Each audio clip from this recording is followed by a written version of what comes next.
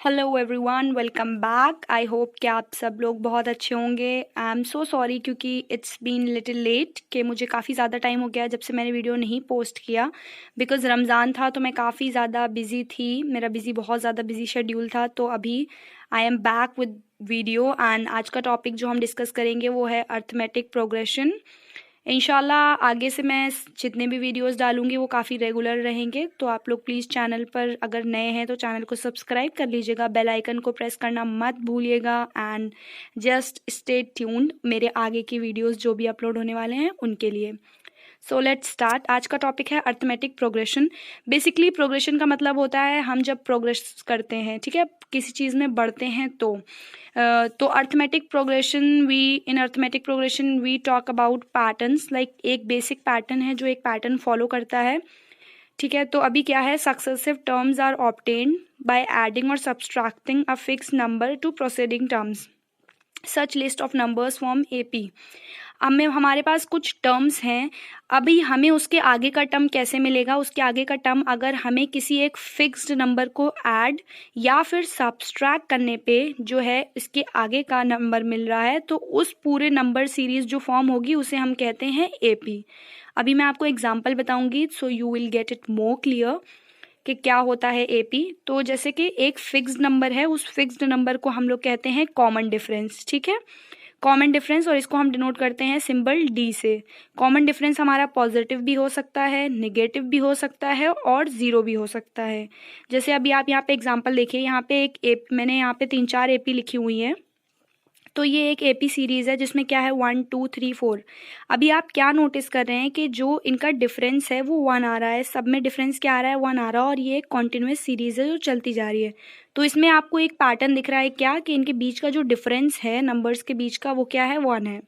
या फिर हम ये कह सकते हैं कि अगर हम 1 में 1 प्लस करेंगे तो 2 आएगा, फिर 2 में 1 प्लस करेंगे तो 3 आएगा, 3 में 1 प्लस करेंगे तो 4 आएगा। इसी टाइप से तो जो 1 हम प्लस कर रहे हैं we call that one as common difference. क्यों? क्योंकि इन दोनों के बीच का डिफरेंस क्या है 1, इनके बीच का भी डिफरेंस क्या है 1। इट मीन्स इन दोनों में क्या है, एक कॉमन डिफरेंस। डिफरेंस का मतलब हमें पता है उनके बीच का जो फासला है वो, और कॉमन मीन्स के सेम है। ओके, तो यहाँ पे ये क्या है, हमारी series with a common difference of 1। This is a series with a common difference of -1। ये हमारी इंक्रीजिंग सीरीज है, ये सीरीज क्या हो रही है, बढ़ रही है। ये हमारी डिक्रीजिंग सीरीज है क्योंकि ये सीरीज घट रही है। सिमिलरली यहाँ पे कॉमन डिफरेंस क्या है, 30 का कॉमन डिफरेंस है, ये हमारी डिक्रीजिंग सीरीज है। 100 में 70 में 30 का डिफरेंस, फिर 30 का डिफरेंस, फिर 30 का डिफरेंस, और यहाँ पे 20 के डिफरेंस से सीरीज क्या कर रही है, इंक्रीज कर रही है। ओके, तो अभी जो जर्नल फॉर्म है उसमें हम ऐसा लिख लेते हैं कि हमारा जो A1 है वो हमारा फर्स्ट टर्म है। जैसे यहाँ पे A1 क्या है 1, A2 हमारा सेकेंड टर्म है, इसी तरीके से AN हमारा लास्ट टर्म है। इस सीरीज में देखिए आपको लास्ट टर्म की वैल्यू नहीं पता है, ठीक है। तो इसमें क्या है, क्योंकि ये इनफाइनाइट तक सीरीज जा रही है सारी, तो इसमें हमें लास्ट टर्म की वैल्यू नहीं पता।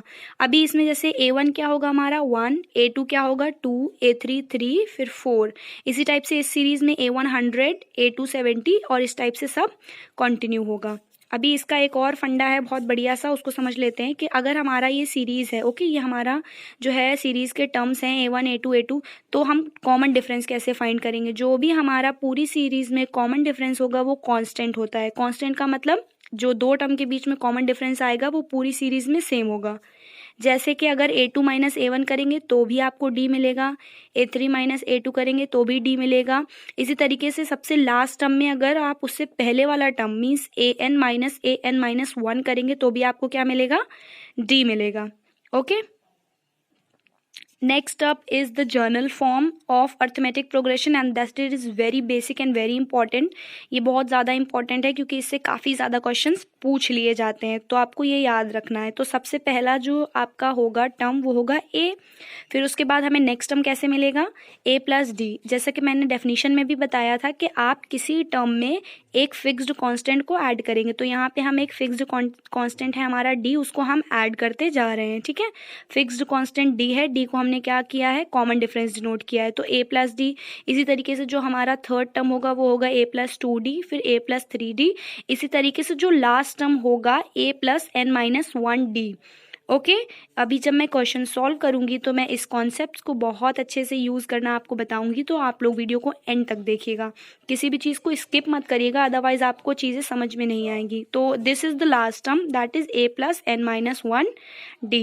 ओके और ये लास्ट टर्म का बहुत ज़्यादा कॉन्सेप्ट है, क्वेश्चंस में पूछा जाता है, तो ये आपको लास्ट टर्म क्या होता है इसको बहुत अच्छे से याद रखना है। Next up, we discuss two very important terms you should know, that is finite terms and infinite terms, or you can say finite arithmetic progression series and infinite AP series. Okay, तो finite as the term suggest कि इसमें finite means एक finite number होगा। okay? जैसे यहाँ पे आप series देख रहे हैं 10, 20 इस टाइप से ये जा रहा है 200 तक, तो इसकी एक फिक्स्ड लिमिट है कि हमें 200 तक के एक सीरीज को फाइंड करना है। So this type of series is known as finite series. Okay इसमें कॉमन डिफरेंस क्या है, 10 का कॉमन डिफरेंस है और 200 तक हमें टर्म्स को लिखना है। इनफाइनाइट सीरीज जो है उसमें कोई भी फिक्स्ड नंबर ऑफ टर्म्स नहीं होते हैं, फिक्स्ड वैल्यूज नहीं होती है, ये सीरीज जो है वो इनफाइनाइट तक जाती है। This is very simple about these two terms, और you can say these two AP series. So just clear with this.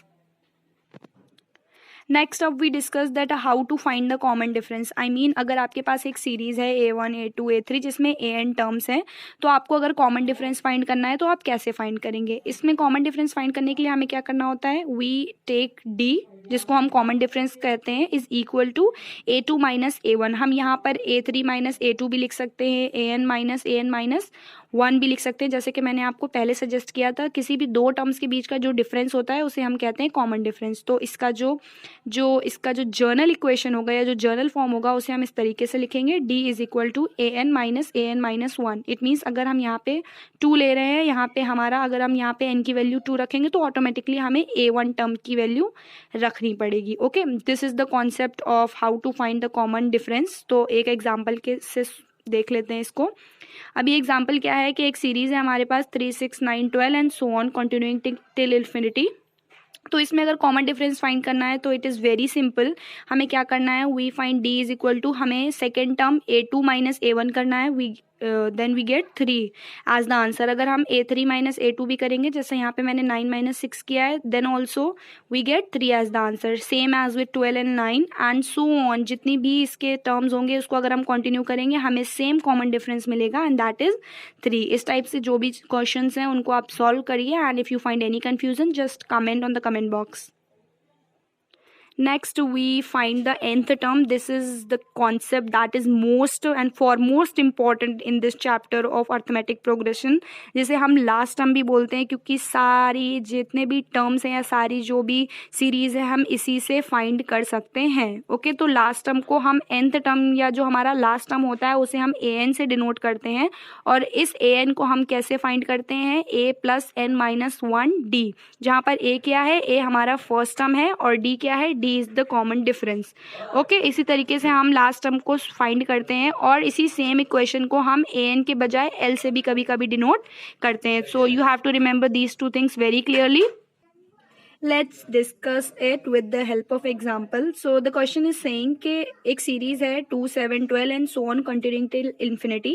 So find the 10th term. हमें क्या करना है, 10th term फाइंड करना है। हम चाहे तो 11th, 12th या जो भी हमें वैल्यू, जो भी टर्म हमें फाइंड करना है वो हमें सीरीज का फाइंड कर सकते हैं अप टू इन्फिनाइट तक। ओके तो अभी सबसे पहले हमें क्या करना है, n की वैल्यू 10, क्योंकि हमें 10th टर्म फाइंड करना है। उसके बाद जो भी हमारी सीरीज में गिवन होगा, हमारा सबसे पहला काम होता है A और D को फाइंड करना, अगर हम फाइंड कर सकते हैं तो यहाँ पे हमें क्लियरली दिख रहा है कि A क्या है, सेकेंड। मैं आप लोग को बता दूं, A हम फर्स्ट टर्म को कहते हैं। मैंने आपको अभी इससे पहले भी बताया था कि A क्या होता है, फर्स्ट टर्म होता है। तो यहाँ पर फर्स्ट टर्म क्या है, 2, सो वी राइट 2 हेयर। और D कैसे फाइंड करेंगे, second term minus first term, तो 7 - 2 गिव्स अस 5। उसके बाद क्या करना है, हमें AN की जो इक्वेशन होती है, AN is equal to A + n - 1 D, उसमें इस वैल्यूज को पुट कर देना है। तो यहाँ पे मैंने AN की जगह पे 10 रखा है, प्लस A की वैल्यू 2, n - 1 n की जगह पे वापस से 10 और D की वैल्यू पुट कर दी है। फिर इसको मैंने सॉल्व किया है, तो हमें 8 10 ऐसे सॉल्व करेंगे जब आप पूरा, तो आंसर क्या मिल रहा है, 47। ओके तो जो 10th टर्म होगा, जो भी इस जो हमारे पास सीरीज है इसका जो 10th टर्म होगा वो क्या होगा, 47। और इसी तरीके से हम किसी भी सीरीज का कोई भी टर्म फाइंड कर सकते हैं जो हमारा जर्नल फॉर्मूला होता है nth टर्म का, उससे। ओके आप लोग फाइंड करिए, नंबर ऑफ क्वेश्चन सॉल्व करिए और फिर मुझे रिप्लाई करिए। Next question is determine AP whose third term is 5 and seventh term is 9। इस टाइप का अगर क्वेश्चन हो या ऐसा कोई भी क्वेश्चन हो तो इसको मैं दो मेथड से आपको बताऊंगी सॉल्व करना। तो सबसे पहले तो मैं ट्रेडिशनल मेथड डिस्कस कर लेती हूँ, जैसे आप लोग करेंगे जो मैंने अभी आपको लास्ट टर्म वाले टॉपिक में बताया है। तो अभी लास्ट टर्म क्या है, हमें क्या कह रहा है कि थर्ड टर्म जो है वो 5 है, तो n की वैल्यू क्या हो गई 3, क्योंकि टर्म कौन सा है, थर्ड है। ओके, तो A3 is equal to A plus n minus 1D। General formula, we put everything in this equation that we have. तो हमारे पास A3 की वैल्यू 5 थी, हमने रखा, A की वैल्यू हमें नहीं पता, प्लस हमें ये n पता था तो मैंने n माइनस 1 रखा, तो वी गेट 2D। तो हमें फाइनल इक्वेशन क्या मिला, 5 is equal to A plus 2D। एक इक्वेशन तो हमें ये मिला। अभी नेक्स्ट क्या कह रहा है कि जो सेवेंथ टर्म है वो क्या है, 9 है। तो मतलब n की वैल्यू क्या है, 7, we put n is equal to 7, और इस टाइप की इसकी वैल्यू 9 गिवन थी तो मैंने 9 रखा और इक्वेशन को ऐसे सॉल्व किया। उसके बाद हमें ये दो इक्वेशन मिल गई हैं, this is the linear equation और you can say pair of linear equation. और मैंने आपको बताया है कि आप लीनियर इक्वेशन के पेयर को किस तरीके से सॉल्व कर सकते हैं। मैं तो सब्स्टिट्यूशन मेथड प्रेफर करूंगी, मतलब मैं प्रेफर करती ही हूँ वो। आप और भी दो मेथड हैं उससे भी सॉल्व कर सकते हैं, लेकिन यहाँ पे मैंने एलिमिनेशन मेथड से सॉल्व किया है। तो देखिए मैंने क्या किया है कि इन दोनों इक्वेशंस को एलिमिनेट करके डायरेक्टली D और A की वैल्यू निकाल ली। अभी अगर हमें A और D पता है तो हम पूरे सारे टर्म्स को बना सकते हैं। किस तरीके से, our first term will be A definitely, तो A लिखा और उसके बाद नेक्स्ट टर्म क्या होगा, A plus D। Okay, A is 3, D is 1, next term is 4। ऐसे भी कर सकते हैं, तो सीरीज फाइंड कर लेंगे। उसके बाद वाला टर्म A प्लस 2D, तो A is 3, 2D is 2 into 1 is 2, 3 plus 2 is 5। या तो ऐसे कर लीजिए, या फिर क्या करना है कि अभी इस सीरीज को निकालने के लिए आप क्या कर सकते हैं, A और उसमें कॉमन डिफरेंस को प्लस करते जाइए सीरीज में, जैसे आप सक्सीड करेंगे वैसे।